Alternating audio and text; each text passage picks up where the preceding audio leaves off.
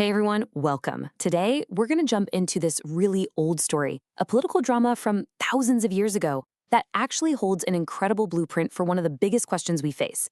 Where do we put our trust? Yeah, it's about kings and empires, but really, it's about a choice that you and I make every single day.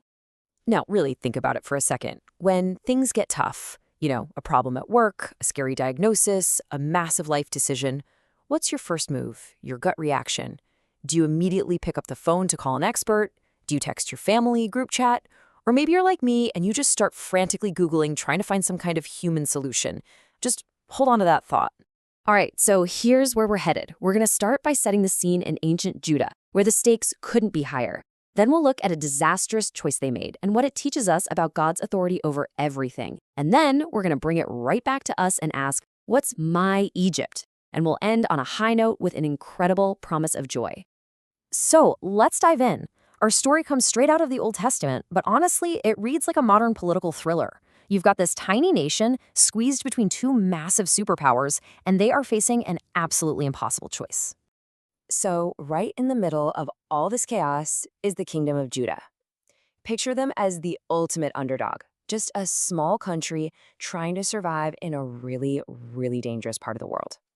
They're feeling the pressure and they are desperate for some kind of security. And here's the main reason why. The big threat on the horizon is Assyria. Now, this isn't just some rival nation. No, this is a terrifying, brutal empire famous for its cruelty. They basically just steamrolled anyone who got in their way. So for Judah, Assyria is this existential threat that's knocking right on their front door. And then there's Egypt. Egypt is the other big superpower in the area. And to the leaders of Judah, man, they look like the perfect answer. They've got chariots, they've got a huge army, they've got history. Egypt represents this tempting, powerful, and very human solution to Judah's very human problem. Okay, so Assyria is breathing down their necks, and Judah has to make a choice. And on the surface, the choice they make seems completely logical. It seems strategic, even smart, but it was a decision that would backfire in the most spectacular way, and it revealed that they had no idea where real security actually comes from. So look at this. You can almost see their thinking, can't you? The list of pros for teaming up with Egypt looked amazing. You get military muscle, you get immediate action, you get a tangible solution you can see and touch. But the reality? Well, that was a totally different story. Egypt turned out to be completely unreliable, the alliance showed a massive lack of faith in God, and in the end, it just plain failed. And this right here, this is the whole point. Judah's mistake wasn't just bad politics, it was a spiritual catastrophe. They chose to put their trust in the strength of another country's army instead of the God who had always promised to protect them. They looked for security in the thing that was created, not in the creator. Now, this is where the story zooms out, because this isn't just about one little nation making one bad call. This whole episode is a demonstration of a much, much bigger truth. God's authority isn't limited by our maps or our borders. He is the sovereign king over all nations, period. Now check this out, because this is wild. This table shows you just how impartial God's justice really is. You've got these huge, brutal empires like Babylon judged for their arrogance. You've got Moab judged for its pride. You even have Egypt judged for trusting in its own false gods. But look what's right there on the same list.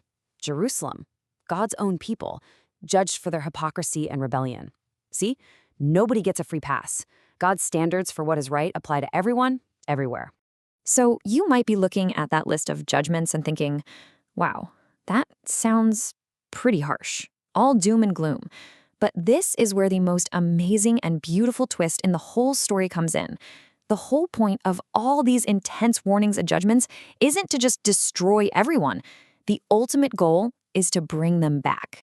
I mean, just let this sink in for a second. This is one of the most incredible ideas in the entire Bible. God's plan is so big and so full of grace that he makes a way back for even the worst enemies of his people. After all the judgment, he extends this unbelievable invitation, calling the tempting Egypt my people and the terrifying Assyria the work of my hands. It just shows that his heart is for all people, everywhere, to turn to him. All right, so we've seen the ancient political mess, the bad decision, and the mind-blowing redemptive plan. So now, let's bring it all home. Because this ancient story is basically a giant mirror for our own lives. Judah's Egypt was a military alliance. It was the solid human thing they trusted in for security instead of God. So, what's yours? What's the thing you run to when life gets shaky? When you need to feel stable and secure? Is it your career, your bank account, maybe your social status, or even your relationships? These are our modern-day Egypts, the good things that we can accidentally turn into God things. So how do we keep from making the exact same mistake Judah did?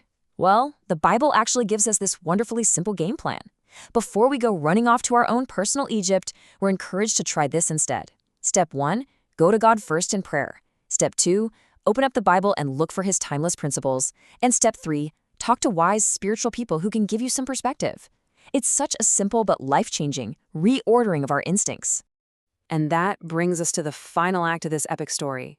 Because after all the drama, all the judgment, and all the calls to come back, the story doesn't end with punishment. It ends with an unbelievable promise of hope and joy.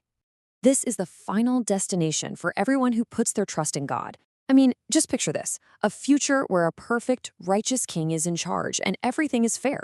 A world where all the junk is finally cleansed away, where God himself is our protector and provider, where every mistake is forgiven, and where the air we breathe is just everlasting joy. Think about what that really means. In this future kingdom, all the stuff that causes us so much pain right now, the grief, the anxiety, the heartache, it's all gone.